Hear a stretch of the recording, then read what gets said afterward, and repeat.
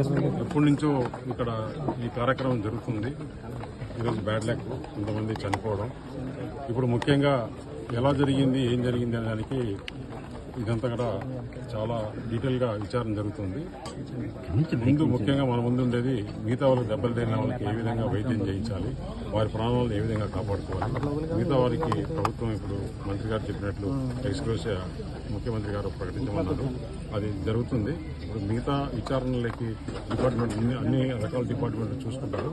ఇప్పుడు హాస్పిటల్స్కి తీసుకునే కేసెస్లో వాళ్ళకి మెరుగైన వైద్యం ఏ విధంగా అందుబాటు చేయాలి, ఎంత ఖర్చైనా సరే రాష్ట్ర ప్రభుత్వం భరించి వారిని కాపాడుకునే దానికి మన ముందుండే చర్య. సార్, సెంట్రల్ గవర్నమెంట్ ఏమైనా బాధ్యత వహిస్తుందండి దీంట్లో ప్రభుత్వాలు ఏదైనా ప్రభుత్వం ఒకటే. సెంట్రల్ గవర్నమెంట్ ప్రభుత్వం అంటే సెంట్రల్ గవర్నమెంట్ ఇది ఏ విధంగా ఆదుకుంటుంది? దీంట్లో ఇది మామూలుగా సెంట్రల్ గవర్నమెంట్ లో దీంట్లో ప్రభుత్వం ఉండగా ప్రభుత్వమే, అంతేగాని